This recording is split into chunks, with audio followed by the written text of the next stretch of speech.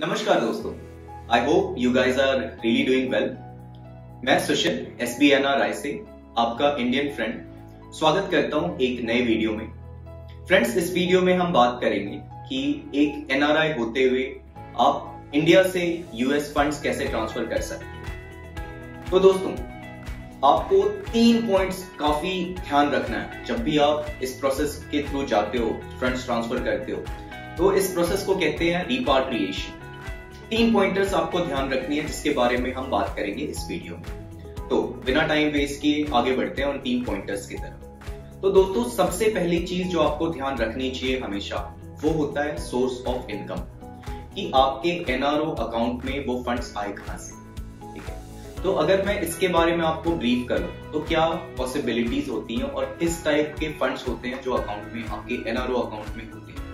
तो एक फंड ये हो सकता है जो कि आपके किसी भी इंडियन इनकम से आ रहा हो, जैसे कि आपकी प्रॉपर्टी आपने सेल की हो, आपकी रेंटेड प्रॉपर्टी हो, आपने कहीं इन्वेस्ट कर रखा हो स्टॉक मार्केट्स में, म्यूचुअल फंड्स में, PF में, जो पैसे आए हो आपके NRO अकाउंट में। तो यहाँ पे आपको उसकी कैलकुलेशन करनी जरूरी होती है जिससे आपको पता चले कि टैक्स लायबिलिटीज थी या नहीं थी, आपने पे किया है या नहीं किया। ये बातें बहुत ही क्लियर हो जाएगी जब आप एक बार उन डॉक्यूमेंट्स को देखोगे, उन ट्रांजैक्शंस को देखोगे, किस अकाउंट से हुई है, वो कब हुई है, उनके TDS कटे हैं या नहीं, और आपने ITR फाइल किया है। और चांसेस हो सकते हैं कि अगर आपने खुद अपने किसी फॉरेन अकाउंट से, US के अकाउंट से फंड्स ट्रांसफर किए हुए NRO अकाउंट में किसी भी रीजन से, उसके रिकॉर्ड्स ऑलरेडी आपके पास होंगे, तो एक बार उसे चेक कर लेना। इससे आपको एक क्लियर आइडिया मिलेगा कि आप पे क्या टैक्स इम्प्लीकेशंस हैं और आपने टैक्सेस पे किए हैं या नहीं किए।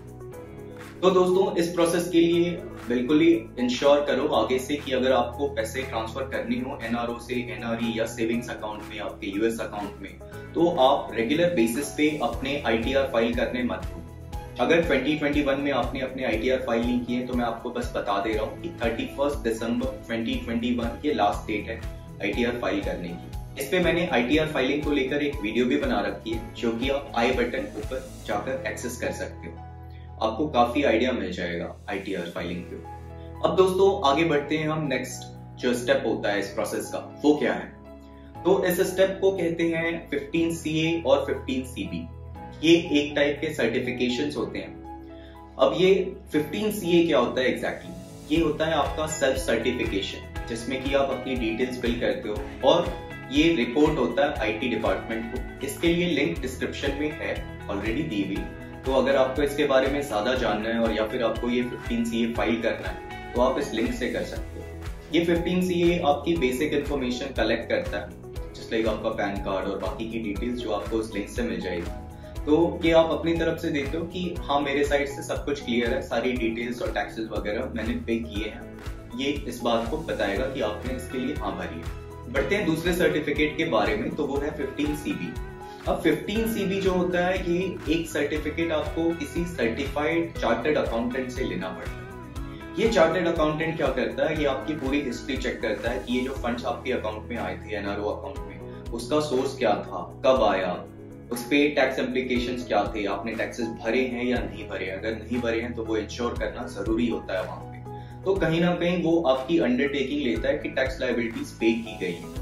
अगर आपको 15CA CB को लेकर कोई भी डाउट्स हैं तो आप हमारे CA से भी कनेक्ट कर सकते हो। आप इधर कमेंट में और या फिर नीचे दिए गए नंबर में हमें इन्फॉर्म कर सकते हो। आपको जो भी हेल्प चाहिए हम उसमें कर सकेंगे। तो दोस्तों, ये बहुत ही जरूरी होता है कि 15CA और 15CB आप कलेक्ट करो, और ये भी एक प्रॉपर ढंग से होना चाहिए, क्योंकि इसमें कुछ भी मिसिंग रहा तो फिर वो रिपाट्रिएशन नहीं हो पाएगी और ये वो एक फेलियर में टर्न अप हो जाएगा। आइए बढ़ते हैं तीसरे और फाइनल स्टेप की तरफ।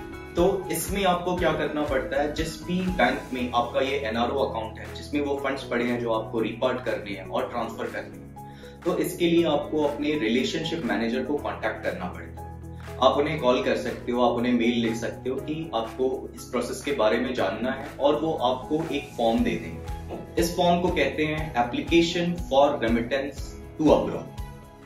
तो दोस्तों, आप अपने रिलेशनशिप मैनेजर से ये फॉर्म ले लोगे। इसकी फॉर्मेट काफी सिंपल होती है। आपको इसमें अपनी बेसिक डिटेल्स देनी पड़ती है, फिल करना पड़ता है, साइन करना पड़ता है, और इस फॉर्म के साथ जो 15CA और 15CB आपको फाइल करनी है, ये अटैच करके एक ईमेल में आपको आपके रिलेशनशिप मैनेजर को भेजना पड़ता है। इसके आगे का जो प्रोसेस है ये रिलेशनशिप मैनेजर का होता है, इसमें आपका कोई रोल नहीं होता है। उसका काम है इसको प्रोसेस करवाना आगे। अगर आपके सारे डॉक्यूमेंटेशन क्लियर है तो ये ट्रांजैक्शन जो है फंड ट्रांसफर का, ये 4 से 5 दिनों में टिपिकली हो जाता है। ये बैंक टू बैंक वेरी भी करता है। कई बैंक ऐसे हैं जो इस प्रोसेस को 3 से 5 दिनों में एग्जीक्यूट कर देते हैं। कई बैंक्स के साथ ये हफ्ते या मैक्सिमम 2 हफ्ते तक का टाइम लगता है। लेकिन ये सबसे लीगल तरीका होता है जो कि अवॉइड करता है कि आपको डबल टैक्सेशन भी कहीं पे अप्लाई ना हो उन कंट्रीज के साथ जहां पे ऑलरेडी DTAA टैक्सेशन की जो ट्रीटी है उसको फॉलो करती है। तो यूएस इंडिया का अगर स्पेसिफिक मैं बताऊं तो इंडिया और यूएस की DTAA ट्रीटी है, तो उसके अंडर आपको टैक्स बेनिफिट्स मिलते हैं, आपको डबल टैक्सेशन नहीं पे करने पड़ते। ये फायदा है।